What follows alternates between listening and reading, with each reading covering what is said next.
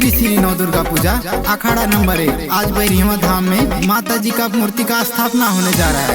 आप सभी से निवेदन है कि माता जी के पंडाल में आने का कष्ट करें।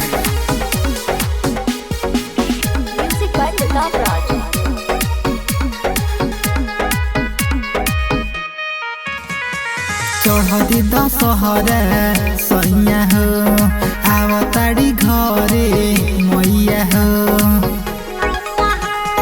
चढ़ती दशहरा सैया हो आवताड़ी घरे मैया हो। 9 दिन व्रत कइनी कुछ नहीं खैनी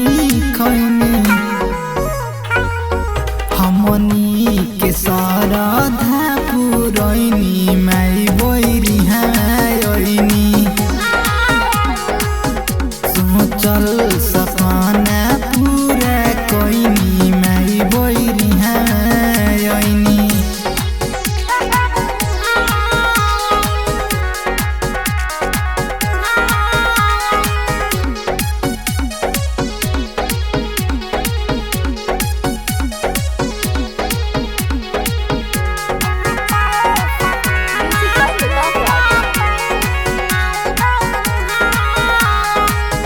चमकेली लार मुकुट मोरा महारानी के करते पुकार सुने मोरा परेशानी के।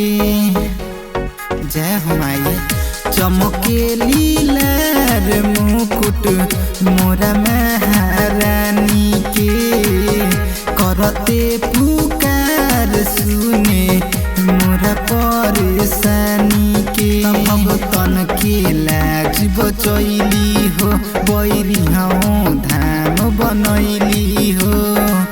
माई के चढ़ावे खातिर अढ़ौल फूल ले आइनी हमनी के श्रद्धा पुरैनी माई बैरिहा अइनी। सोचल सपना पूरा कइनी माई बैरिहा अइनी।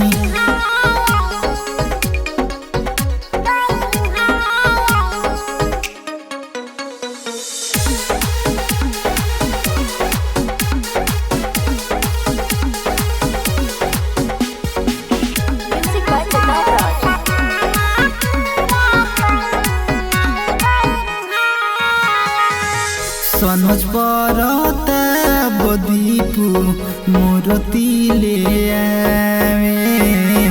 राजेश उपाध्याय माई के पूजन करावे। ए जी माई आ गइल बड़ी हो। सनोज परता बदीपू मूर्ति ले आवे। राजेश उपाध्याय माई के पूजन करावे त गावेले तिलक भजनिया हो।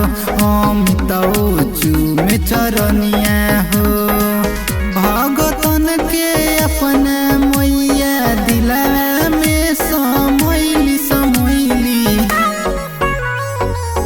हमनी के श्रद्धा पुरैनी माई बैरिहा अइनी।